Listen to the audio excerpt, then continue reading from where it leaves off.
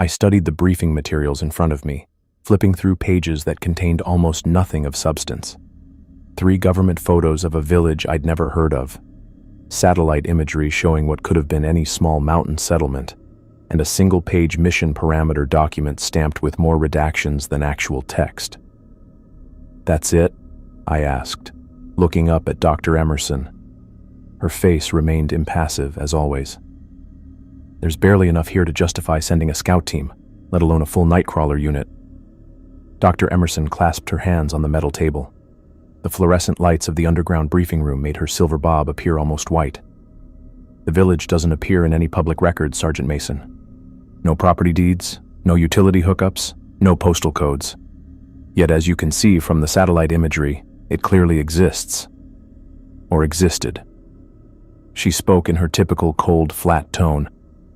"We need your team to determine what happened there." Rodriguez leaned forward in her chair.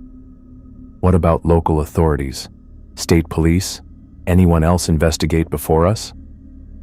"According to all official channels, there is nothing to investigate," Emerson replied. "The coordinates register as uninhabited forest land. That's precisely why the nightcrawlers are being deployed."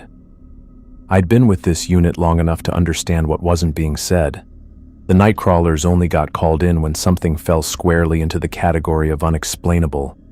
The kind of unexplainable that made career military personnel wake up screaming. "Timeline on the disappearance?" I asked. "Indeterminate. The anomaly was flagged 3 days ago when a Forest Service drone picked up structural signatures that shouldn't have been there." Wilson pushed his glasses up his nose, his fingers twitching with nervous energy. "And nobody noticed before that? A whole village just, existing off the grid without anyone noticing?" Emerson's mouth tightened. "That's your job to determine, Mr. Wilson." The briefing room fell silent except for the soft noise of the ventilation system and the occasional rustle as team members moved in their seats. Chen was meticulously organizing their medical kit, already mentally preparing. Davis tried to mask her excitement with professional focus, but I caught the gleam in her eyes. "First major deployment with the team.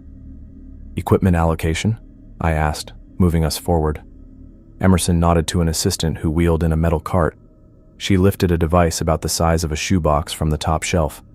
It looked military standard at first glance, ruggedized black case with government warning labels, but the blue light pulsing from its center display wasn't standard issue for any operation I'd been part of.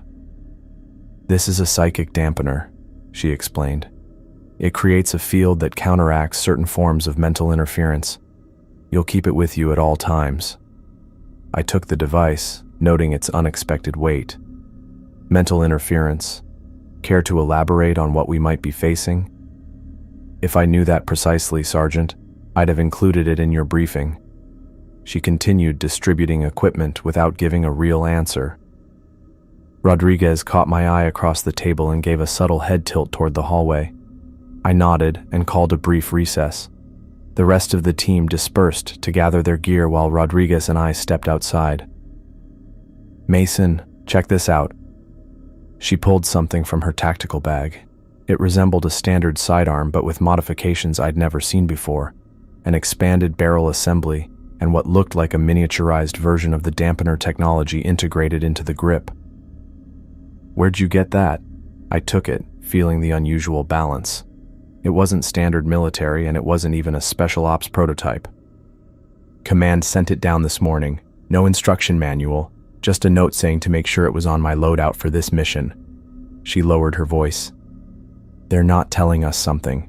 This is pulse tech, but it's been modified for something specific."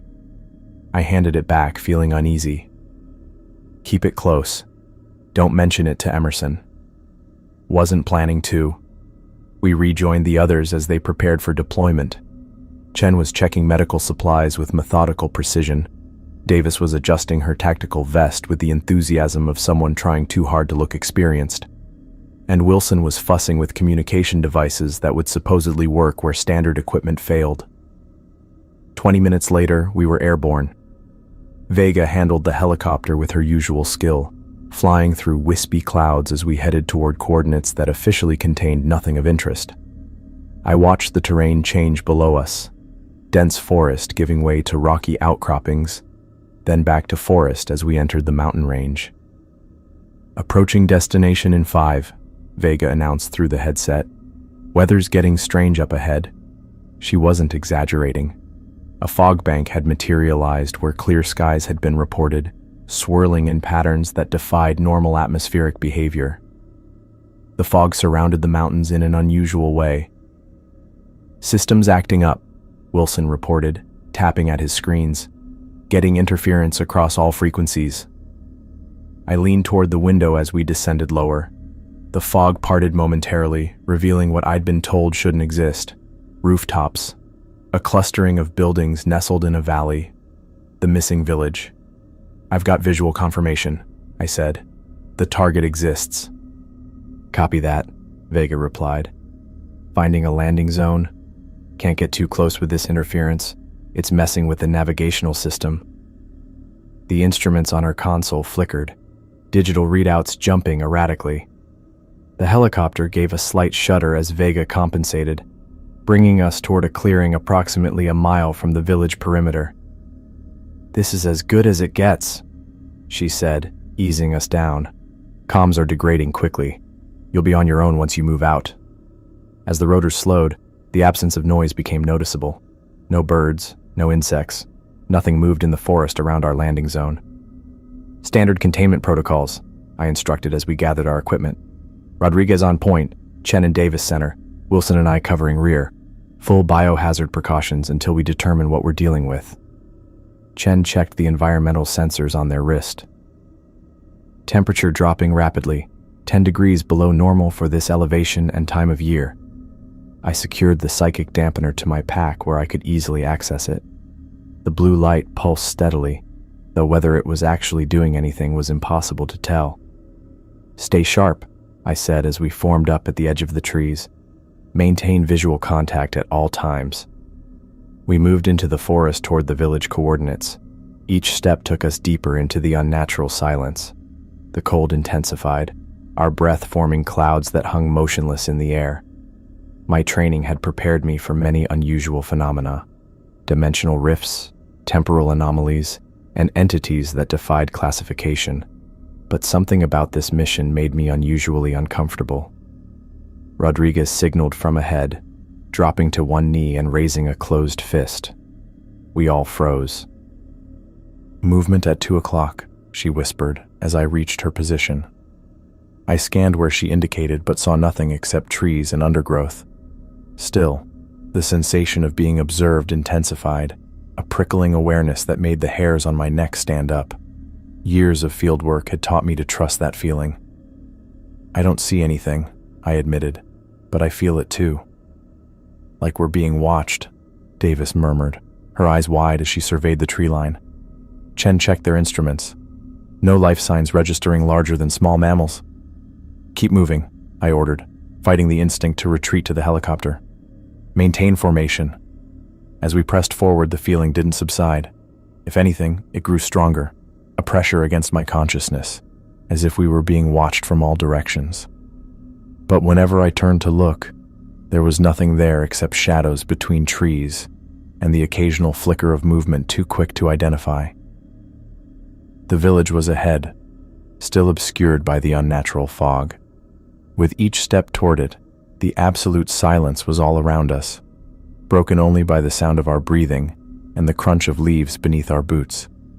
I'd led the night crawlers into plenty of unusual situations before, but never had I felt so distinctly that something was drawing us toward the village. The village appeared through the thinning fog. Buildings took shape one by one, first shadowy outlines, then solid structures standing in perfect, undisturbed rows. Too perfect. I held up my fist, signaling the team to halt at the village's edge. Something felt fundamentally wrong about the scene ahead. "No evacuation signs," I muttered, scanning the main street. No police tape, no barriers. Rodriguez adjusted her tactical grip on her weapon. No sign of whatever killed these people either. We advanced cautiously onto what appeared to be the main street. The asphalt was dry and unmarked, No skid marks, no signs of panic. A pickup truck sat with its driver's door hanging open, keys still dangling from the ignition. The engine was cold. "Spread out, teams of 2, I ordered. "Rodriguez with me. Chen and Davis take the east side. Wilson, maintain position here with communication equipment and be ready to signal if anything approaches from behind." Wilson nodded, already setting up his portable array. "Range is deteriorating fast, Sergeant. I'm getting nothing but static beyond a 100-meter radius." "Keep trying headquarters," I told him. "And log everything you pick up, even if it seems irrelevant." Rodriguez and I moved toward what looked like a small diner at the center of town. Its neon open sign flickered eerily, even though the power shouldn't have been running. Through the windows, I could make out figures seated at tables and booths. "Contact," Rodriguez whispered, raising her weapon. I gestured for her to lower it. "I don't think they're moving." We approached the diner's entrance, the bell above the door jingling with artificial cheerfulness as we pushed it open. The smell hit me immediately, the sickeningly sweet odor of bodies several days into decomposition, mingled with the scent of rotting food. 5 customers remained at their tables, slumped over plates of half-eaten meals. An elderly man sat frozen with a coffee cup halfway to his lips. A young woman's hand still clutched a fork poised above her pancakes. Each one looked like they'd simply fallen asleep mid-bite and never woken up. "Jesus," Rodriguez breathed, covering her nose with her sleeve. "It's like they just stopped." I moved closer to examine the nearest body. No signs of struggle, no indication of pain or distress on his face. He might have been sleeping if not for the discoloration of death. "Check behind the counter," I told Rodriguez. She returned moments later. "Cook's back there too, same condition. And Mason, all the food looks about 3 weeks old. Based on decomp, I'd say that tracks with time of death." I carefully extracted a receipt from beneath a plate. The date matched Rodriguez's assessment, exactly 3 weeks ago. My radio crackled. "Sergeant Mason," Chen's voice came through with unexpected clarity. "You need to see this. We're at the residential area east of Main Street." "Copy, on our way." We exited the diner and made our way toward Chen's coordinates. As we walked, I noticed more abandoned vehicles, all with doors open, some with engines still technically on but long since out of gas. An empty baby stroller sat on the sidewalk. Chen and Davis stood outside a modest 2-story home. Davis looked pale, her usual enthusiasm replaced by tight-lipped professionalism that didn't quite hide her distress. 2 adults, 1 teenager, Chen reported as we approached. All in their beds. No signs of trauma, no indications of struggle or discomfort. I followed them inside. The house felt unnaturally cold, even though the morning sun was now fully risen. In the living room, a television was frozen on a late-night talk show. Mail sat neatly stacked on a side table, the most recent postmark exactly 3 weeks ago. Upstairs, we found exactly what Chen had described, a couple in the master bedroom, appearing to have died peacefully in their sleep. A teenage boy in another room, headphones still over his ears, a game controller resting in his lifeless hands. "I can't determine cause of death without proper equipment," Chen said, closing the boy's unseeing eyes with gentle fingers. "No visible signs of poisoning, no trauma, no indications of infectious disease." "Check this out," Rodriguez called from the hallway. She stood in front of a wall mirror that had been completely covered with a bedsheet, carefully pinned in place. "It's not the only one. Every mirror in the house is covered like this." Davis stepped forward, her voice unusually quiet. "In some cultures, mirrors are covered after a death to prevent the soul from becoming trapped, or to stop something else from coming through." "This was done before they died," Rodriguez pointed out. "These pins are too precisely placed for someone in panic." I moved to the bedroom window, looking out at the village streets. More houses waited, likely containing more of the same. We need to be methodical. Full sweep, building by building. Document everything. By mid-afternoon, we'd cleared 32 structures and documented 47 deceased residents. The pattern was identical in nearly every home. People who appeared to have died in their sleep, mirrors covered, and most disturbingly, every digital clock frozen at exactly 3:33 a.m. The analog clocks had stopped at the same time. We reconvened at the village's small elementary school, which we designated as our command post. The building was single-story, with wide hallways and large windows that gave us good visibility in all directions. More importantly, it contained no bodies. Wilson had set up his equipment in what once served as the principal's office. "Still can't raise headquarters," he reported, frustration evident in his voice. "But I'm picking up something strange." He adjusted a dial on his custom-built receiver. A soft, almost imperceptible whisper emerged from the speaker. I leaned closer. "What frequency is that?" "That's the thing," Wilson said, his fingers twitching nervously against the equipment. "It's not broadcasting on any frequency that should be active. I've never seen readings like this before." He hesitated, then added, "It almost sounds like counting." Davis entered the office, carrying a stack of children's drawings she'd collected from a classroom. "You guys need to see these." She spread them across the desk. Crayon drawings typical of elementary school students, except for one disturbing consistency. In almost every picture, black-eyed figures stood over beds where adults lay sleeping. "These date back months," Davis said, pointing to timestamps in the corners. "Different kids, different classes, same images." "Nightmares?" Rodriguez suggested, but her tone lacked conviction. Chen examined the drawings carefully. "Shared hallucinations are extremely rare without a common stimulus. These are too consistent to be coincidence." While they discussed the drawings, I noticed a leather-bound book in the desk drawer that had been partially opened. I pulled it out. A personal journal belonging to the school principal, Raymond Keller. "Listen to this," I said, flipping to entries from the weeks before the incident. "The special children have been seen again near the Watterson property. 3 more families reported night visitors this week. The town council refuses to acknowledge what's happening." I turned to the final entry, dated the day before everything apparently stopped. "They're coming more frequently now, standing at the foot of beds, watching, always at the same time. The parents who try to protect their children disappear first. We've agreed to cover the mirrors and leave out offerings, but I fear it won't be enough. They're hungry for something we don't understand." A heavy silence fell over the room. Outside, the afternoon sun was beginning to dip toward the mountains. "Temperatures dropping," Chen noted, checking their instruments. "Faster than normal for evening onset. Already 6 degrees below expected range." "Mason," Davis said suddenly, her eyes fixed on something through the window. "There's someone out there." I moved quickly to her side. In the distance, at the edge of the trees beyond the playground, stood what appeared to be small figures, child-sized, motionless, watching. "Rodriguez," I said quietly.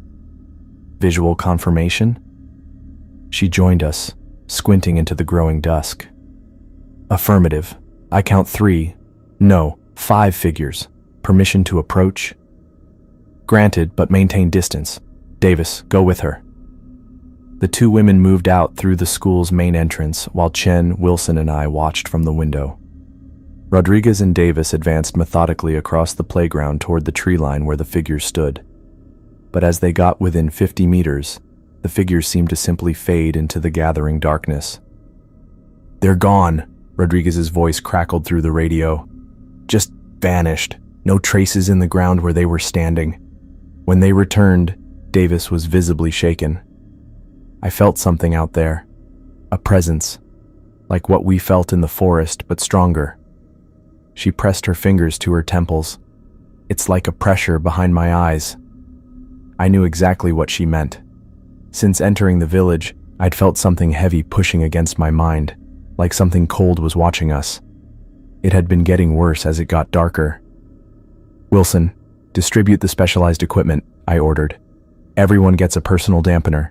Chen, set up monitoring equipment around our sleeping quarters." "You think we're staying the night?" Rodriguez asked, checking the modified weapon she'd brought. I nodded grimly. "No choice. Visibility's too poor to attempt forest navigation after dark, and Vega won't be able to extract us until morning at the earliest. We converted a classroom into a defensible position. Desks pushed against the walls, sleeping bags arranged in a circle facing outward. I placed the main psychic dampener in the center, its blue light casting eerie shadows across the walls where cheerful alphabet charts and multiplication tables still hung. Motion sensors at every entrance, I instructed Wilson. Set them to maximum sensitivity. Already done, he replied, his voice tight with anxiety. I've also rigged an alert system if the temperature drops beyond a certain threshold. By the time full darkness fell, the cold had become intense, our breath fogging visibly even though the school's heating system was running at full capacity. The sounds of the building settling around us seemed amplified in the silence. Creaking pipes, the soft noise of electronics, and the occasional distant thump that none of us mentioned but all of us noticed. Hourly check-ins, I told the team as we settled in for the night. No one sleeps at the same time, 2 awake at all times, rotating shifts. Rodriguez volunteered for first watch with me. Chen and Davis attempted to rest while Wilson continued monitoring his equipment from our makeshift command center. "What do you think happened here, Mason?" Rodriguez asked quietly as we sat with our backs to the classroom wall, our weapons ready.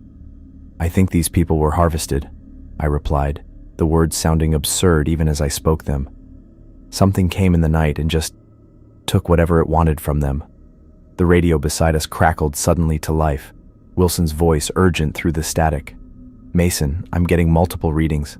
All the sensors just activated simultaneously." I checked my watch. 11:58 p.m. "External temperature just dropped 15 degrees in 30 seconds, Wilson continued. "Something's out there, at the village perimeter. They're just standing there, all around us." Rodriguez and I moved to the windows, careful to stay in shadow.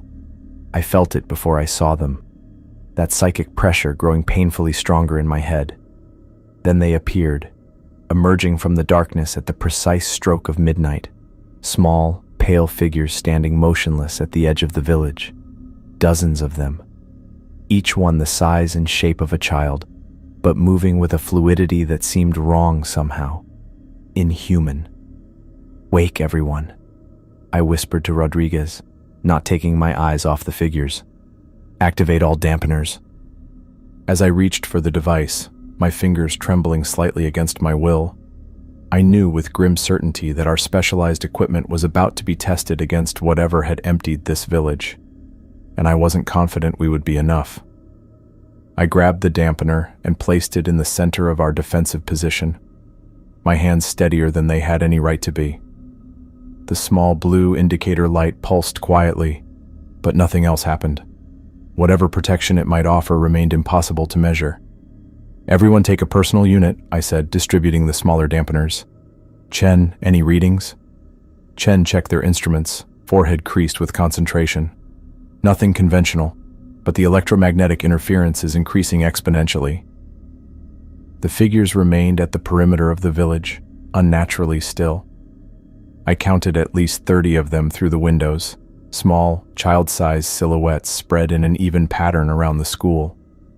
"They're containing us," Rodriguez said, checking her modified sidearm. "Standard encirclement tactics." Wilson's equipment erupted with a harsh squeal that made us all flinch. He ripped off his headset, face pale. "Something's broadcasting on all frequencies simultaneously. It's not possible." Davis pressed her hands against the classroom window, her breath fogging the glass. "They're just standing there, watching us." "Davis, step back from the window," I ordered, but she seemed transfixed. "I can hear them," she whispered. "They're calling me." Before any of us could react, Davis unlocked the door and slipped outside. "Davis!"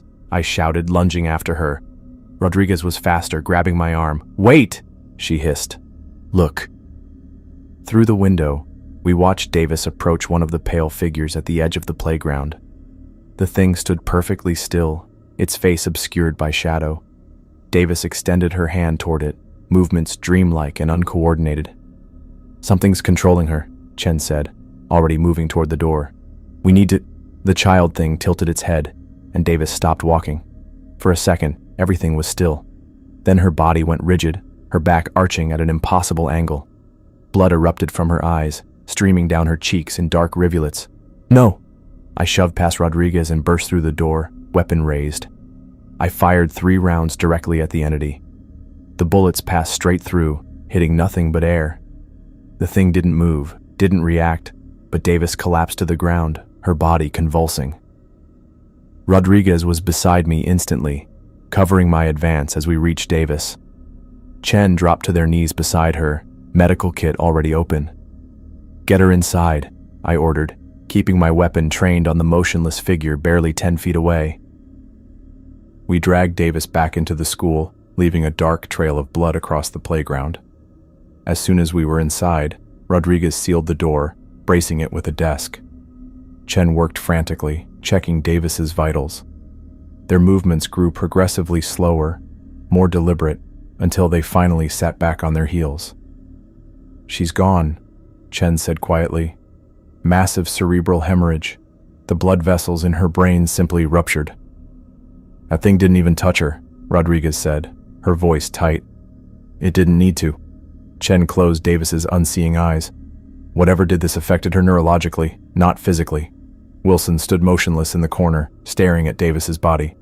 "They're in my head," he whispered, pressing his palms against his temples. "Make it stop, please, make it stop." "Wilson, focus." I moved toward him, but his eyes widened in sudden terror. "No! Stay back!" He scrambled away from me, pulling his sidearm and aiming it wildly. "I can see what you really are." "Wilson, it's me. It's Mason," I said, keeping my voice level. "Whatever you're seeing isn't real." His eyes darted around the room, seeing things none of us could. "You're all one of them. Wearing skin. I can see underneath." His breathing accelerated to hyperventilation. Chen approached slowly, hands raised. "Zachariah, listen to me. Your brain is being manipulated. The dampener can help. Just put the weapon down." For a moment, Wilson's eyes cleared. He looked at the personal dampener in his hand, then at Chen. Something like recognition flickered across his face, then vanished. "No," he whispered. "I can't let you take me."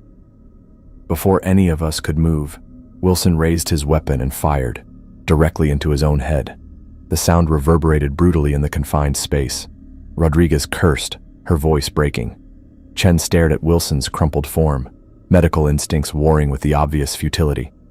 "We need to move," I said, the words feeling inadequate against what we'd just witnessed. "They're affecting our minds at a distance. The main classroom has fewer windows and only one entrance." We retreated deeper into the school, carrying Davis's body and dragging Wilson's, unwilling to leave them behind. The temperature had dropped to near freezing inside the building, our breath billowing in dense clouds. "The dampeners aren't doing shit," Rodriguez growled, setting up a defensive position at the classroom door. The lights flickered, then went out completely, leaving us in darkness broken only by the blue glow of the dampener units and our tactical flashlights. "They're inside the building," Chen said, voice unnaturally calm. "I can feel them."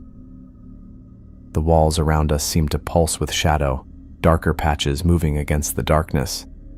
Rodriguez fired at a shape that materialized beside the chalkboard, her bullets passing through harmlessly and embedding in the wall. "Conventional weapons are useless," I said, retrieving the main dampener. "Fall back to the supply closet. Smaller space, no windows."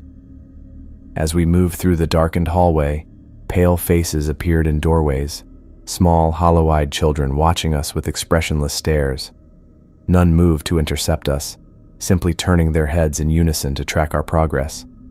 We barricaded ourselves in the storage closet, a cramped space filled with teaching supplies and maintenance equipment. I positioned the main dampener in the center, while Rodriguez secured the door. "What the hell are these things?" she demanded, checking the specialized weapon Command had given her. "Why aren't the dampeners working?" "They're working," Chen said, studying their instruments. "Just not at sufficient strength. The interference is overwhelming the current settings." A soft tapping came from the other side of the door, gentle, like a child's fingers playing a game. The metal handle jiggled slightly, though Rodriguez had wedged a chair under it. Then the tapping stopped, and the temperature plummeted further. Frost formed on the metal shelving, crystallizing in delicate patterns. They don't need doors, I realized, raising my weapon as the air in the center of the room began to shimmer. A small figure stepped through solid matter, a girl of perhaps 12 years, dressed in an immaculate Victorian-era dress with high collar and black ribbon details. Her skin was porcelain pale, her hair arranged in perfect ringlets that didn't move with her steps. When she opened her eyes, they were entirely black, bottomless pools that seemed to draw in light rather than reflect it. None of us fired. We couldn't. My limbs felt leaden, my thoughts sluggish. Beside me, Rodriguez struggled against the same invisible restraint, veins standing out on her neck from the effort. The girl tilted her head, studying us with scientific interest. When she spoke, her lips didn't move. The words simply appeared in my mind. Curious. You resist differently than the others. More structured. What are you? I managed to ask, the words painful to form. The girl smiled, revealing teeth too numerous and sharp to be human. We are the old ones, the watchers, the collectors. We have worn many names in your brief histories. Her eyes moved to Davis and Wilson's bodies, something like satisfaction crossing her features. Your species provides such exquisite nourishment. Consciousness distilled through fear produces the richest essence.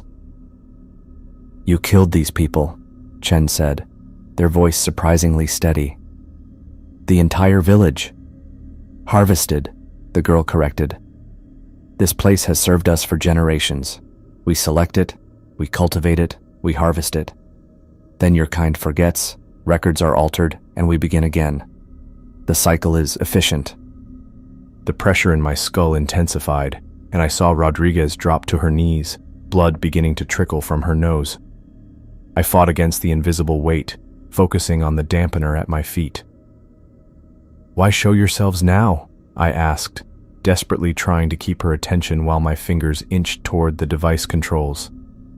You brought weapons against us. The girl glanced at the dampener with distaste. Primitive, but potentially irritating. We wish to observe your response before eliminating you. Rodriguez suddenly lurched forward, activating something on her specialized weapon. A high-pitched whine filled the air, and the girl thing flickered like a faulty television signal. The psychic pressure receded momentarily. Go! Rodriguez shouted, blood now streaming from her ears. I'll hold them. The wall behind her erupted with pale forms, child-sized things with twisted features, materializing through solid matter. Rodriguez fired again, the sonic blast causing them to disperse temporarily. Rodriguez with us, I shouted, but she was already backing toward the door. Too many, she gritted out. I'll buy you time. She slammed through the door before I could stop her, the sounds of her weapon discharging echoing down the hall. Chen grabbed the main dampener, while I collected what evidence I could. Wilson's recordings, Chen's medical data, anything that might explain what we were facing. We fled through the school's inner corridors, guided by Chen's methodical knowledge of the building layout. Behind us, Rodriguez's weapon fire became sporadic, then stopped altogether. Basement, Chen said, pointing to a service door. Most secure location. Concrete walls may slow them. The basement was pitch black, our flashlights cutting weak beams through decades of dust. Ancient boilers and electrical equipment created a maze of potential cover. We established a position in what appeared to be an old records room, surrounded by filing cabinets and forgotten school supplies. The dampener needs recalibration, Chen said, already working on the device. If I can increase the frequency range. The temperature dropped again. Black eyes opened in the darkness. First one pair, then dozens, surrounding us in a silent circle. The Victorian girl reappeared, this time her perfect dress stained with what could only be Rodriguez's blood. Your protector fought impressively, she observed dispassionately. Her fear tasted of loyalty. Uncommon, but not unique. Chen positioned themselves between me and the entities, still working on the dampener. Mason, There are files here. Government documents. Look. I glanced at the cabinet Chen indicated. Its drawers partially open, revealing folders stamped with classified markings. Even in the dim light, I could make out dates going back to the 1950s. I was stunned by the revelation. The government's known about these things for decades. Of course, the girl thing smiled. We allow them their observations. Occasionally, they send us gifts, like you, test subjects to evaluate their countermeasures. Chen finished their adjustments, hands steady despite everything. On my signal, cover your ears and close your eyes, they whispered. The recalibration should. A pale hand erupted from Chen's chest, bloodless and impossible. Chen gasped, the dampener falling from their grasp. I lunged for it as Chen collapsed. Run! Chen choked out, blood bubbling from their lips. Proof! Take the proof! I grabbed the dampener and scrambled backwards, surrounded by advancing pale figures. The Victorian girl watched with detached curiosity as her companions closed in. Your fear is different, she observed, tinged with responsibility. Delicious. My back hit the wall. Nowhere left to run. I clutched the dampener in shaking hands, searching for whatever adjustments Chen had made. The girl extended one small, perfect hand. Your consciousness will join our collection. A small comfort. You will experience eternity through our perception. My fingers found the modified control panel. A pulsing red button that hadn't been there before. Go to hell, I whispered, and pressed it. The dampener emitted a high-pitched whine that rapidly increased beyond audible range. The effect was immediate and shocking. The child things convulsed, their bodies distorting like melting wax. Their silent screams filled my head, a psychic backlash of agony that threatened to split my skull. The Victorian girl's perfect appearance fractured, revealing something ancient and monstrous beneath the childlike veneer. Her black eyes widened in what could only be described as fear. This is not the end. Her voice scraped against my consciousness. We are everywhere. We are eternal. The entities retreated, passing through walls and floors, fleeing the dampener's effect. I collapsed beside Chen's body, blood trickling from my own nose and ears from the psychic feedback. I don't remember much of what followed. I know I gathered what documents I could find. Evidence of government knowledge, records of previous test sites, data on the entities. I know I checked every one of my teammates for signs of life and found none. I know I activated the emergency extraction protocol on our communication equipment, unsure if anyone would respond. By morning, I sat alone in the silent school, surrounded by the bodies of my team, clutching the dampener that had saved my life. Outside, the village remained perfect and undisturbed, as though nothing had happened. Empty houses filled with the dead, waiting for the next cycle to begin. I stared at the classified documents spread before me, decades of knowledge that had been deliberately withheld, observations of the entities dating back to the Cold War, reports of similar harvesting grounds across the globe. And I waited, wondering if the extraction team would come to rescue me or silence me. I woke up to the rhythmic beeping of medical monitors and the taste of antiseptic in my mouth.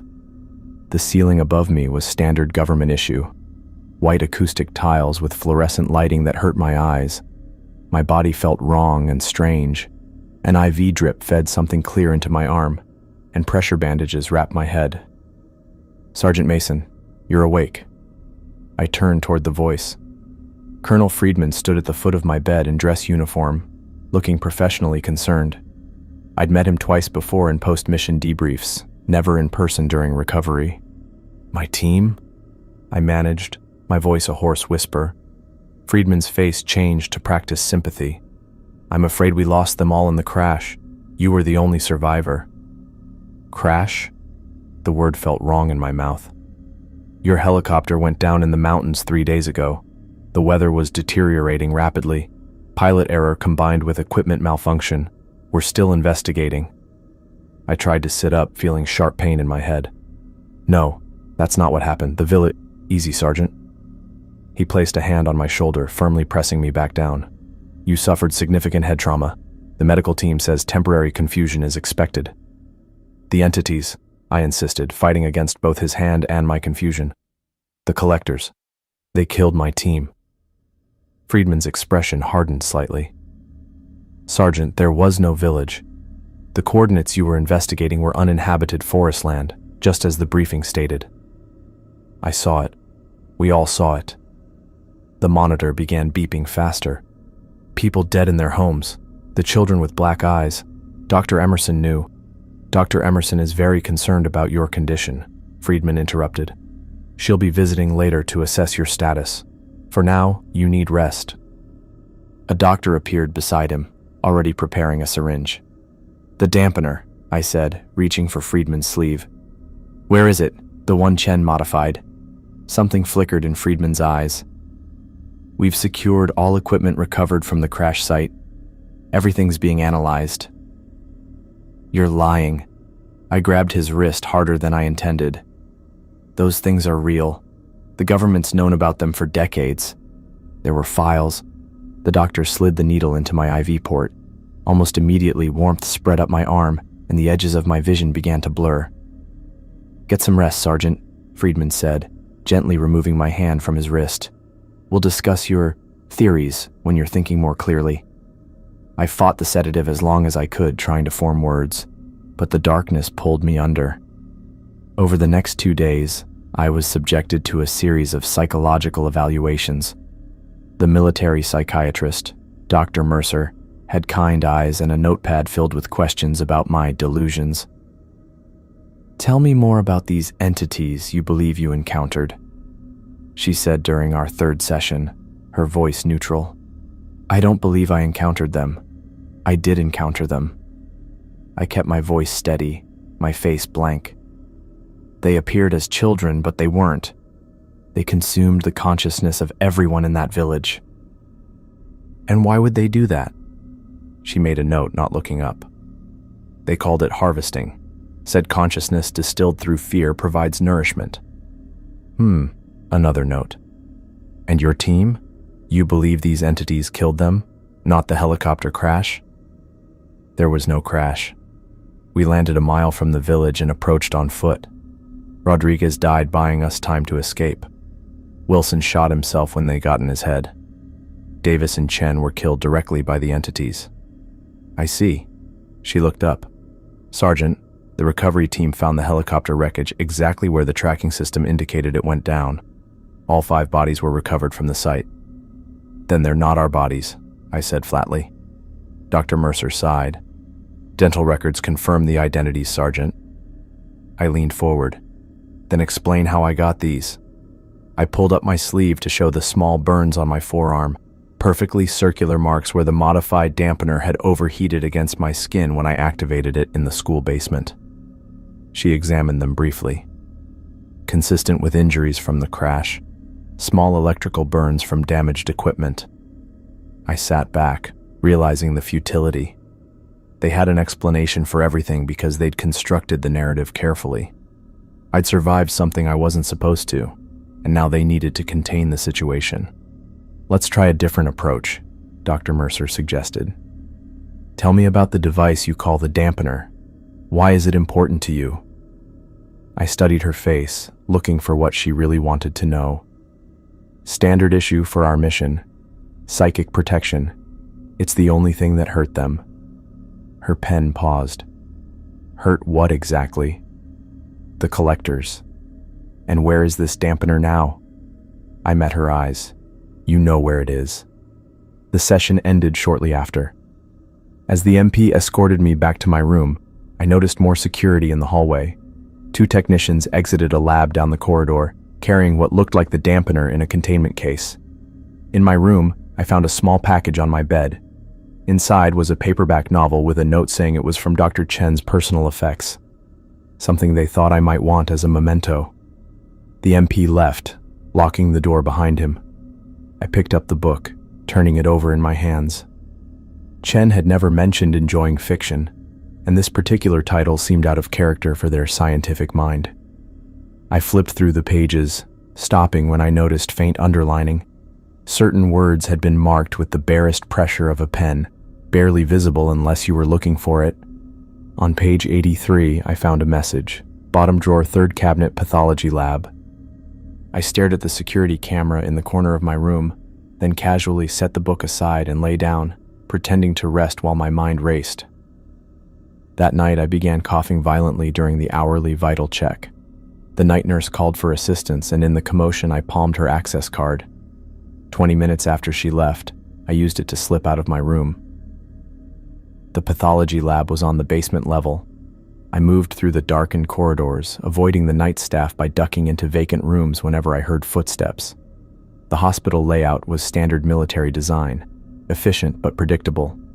The lab was locked, but the nurse's card granted access. Inside, rows of metal cabinets lined the walls. I located the third cabinet, knelt down, and opened the bottom drawer. Inside was a sealed evidence bag containing a thumb drive and a folded piece of paper. Chen's handwriting covered the paper. If you're reading this, I was right to be paranoid. Data backed up before mission. Password: children aren't real. I pocketed both items and carefully closed the drawer. As I turned to leave, the temperature in the room suddenly plummeted. My breath fogged in front of my face and the pressure began building behind my eyes. She stood in the corner, the same Victorian girl from the village, watching me with her black, empty eyes. "Found you," her voice whispered directly into my mind. I backed toward the door. "How did you get in here?" Her lips didn't move, but her answer came anyway. "We go anywhere. Distance means nothing." Her head tilted to an unnatural angle. "You took something of ours, damaged us. No human has done this in centuries." "The dampener. Yes." She drifted closer, the air around her rippling like heat waves. "Return it. Die peacefully like your friends. You'll kill more people." Her smile revealed too many teeth. "We have always harvested. We will always harvest. It is our nature." Her shape flickered, becoming less solid. "This place is difficult, too many observers, but we will take you soon." She vanished, leaving only a lingering cold spot in the air. I ran. Back in my room, I accessed the security cameras through the patient entertainment system. Hospital networks were notoriously vulnerable, and Wilson had taught me enough to navigate basic surveillance systems. I checked the footage from the pathology lab, scrolling back to my encounter. The video showed me entering, opening the drawer, and then apparently talking to an empty corner. No Victorian girl, no entity. Just me, appearing to have a conversation with nothing. I checked other cameras and found similar anomalies. Areas where the temperature readouts dropped dramatically for no apparent reason, or where motion sensors triggered without anyone visible. They were here, in the hospital, but couldn't be captured on electronic surveillance. I needed to get out, now. First, I needed the dampener. According to the lab footage, they were keeping it in a secure room 2 floors down. They'd been testing it, trying to understand how Chen's modifications had created an effective weapon against the collectors. I formulated a plan, waiting until shift change at 7 a.m. when security would be momentarily reduced. The morning nurse arrived with breakfast and my medication, which I pretended to take but pocketed instead. "Any change in those headaches?" she asked while updating my chart. "Better today," I lied. "When is Dr. Emerson coming by? She mentioned wanting to speak with me." "She's scheduled for 9 a.m., the nurse said. "Try to eat something before then." After she left, I crushed the sedative pills into powder and prepared for my escape. At precisely 8:45, I triggered the fire alarm by shorting the electrical outlet with water from my drinking cup. As expected, the emergency protocols activated, doors unlocked automatically, and staff began evacuating patients. In the commotion, I slipped away from my escort and headed toward the lab levels. The dampener would be there, possibly with my personal effects as well. The lab was empty when I arrived, everyone having followed evacuation procedures. The dampener sat on an examination table, partially disassembled. I quickly reassembled the core components, enough for it to function, if not optimally. In a locker marked with my name, I found my tactical vest and sidearm. No ammunition, but the holster contained a keycard and access codes, standard issue for Nightcrawler operations. I grabbed everything and moved toward the emergency exit. As I reached the stairwell, the temperature dropped again. At the bottom of the stairs stood 3 child-sized figures, their black eyes fixed on me. "You cannot escape," they projected in unison. "We are endless." I activated the dampener. The high-pitched noise made them flinch back, their shapes wavering like bad television reception. I pushed past them, feeling their cold presence trying to invade my mind. The dampener kept them at bay, but I could feel it straining against their combined effort. By the time I reached the ground floor, alarms were sounding for reasons beyond the fire I'd started. Someone had noticed my absence. I slipped out through a service entrance using the keycard to access the motor pool. A row of military vehicles sat unattended while personnel dealt with the evacuation. 3 minutes later, I was driving off the base in a requisitioned Humvee, the dampener making noise beside me, and Chen's thumb drive secure in my pocket. At a motel 50 miles away, I finally examined the thumb drive's contents. Chen had been collecting data for years, not just from our mission, but from classified files they'd accessed through the medical database. Operation Lost Village wasn't unique. Similar missions had been conducted since at least 1953, under different code names, but with identical parameters. Small communities that appeared and disappeared. Mass deaths with no obvious cause. Children's drawings depicting black-eyed figures. The entities, the collectors, weren't confined to remote locations. Reports describe similar phenomena in suburbs of major cities. Apartment buildings where entire floors of residents died simultaneously, and office buildings where workers were found at their desks, deceased without signs of struggle. The government hadn't just known about them, they'd been studying them, tracking migration patterns and analyzing harvesting cycles. In some cases, they'd actually cordoned off areas and let the harvesting proceed to gather data. Most disturbing were the notes on attempted communications. In 1972, a research team had successfully established contact with the entities, resulting in some kind of arrangement. The details were heavily redacted, but the implication was clear. Certain people were being sacrificed to these things in exchange for something. I spent days compiling and analyzing the data, moving from motel to motel to avoid detection. Each night, I set up the dampener beside my bed, its soft noise the only thing keeping the collectors at bay. I could feel them searching for me, their psychic pressure probing at the edges of my consciousness. The modified dampener was effective but limited. Its battery drained quickly, and without Chen's expertise, I couldn't replicate their improvements. I needed somewhere secure, somewhere I could work without looking over my shoulder. In Chen's files, I found references to a research facility in the mountains, abandoned after budget cuts in the late 90s, but still structurally sound. According to the records, it had been specifically designed to study psychic phenomena, with built-in shielding against various forms of energy. 2 weeks after my escape from the hospital, I arrived at the facility.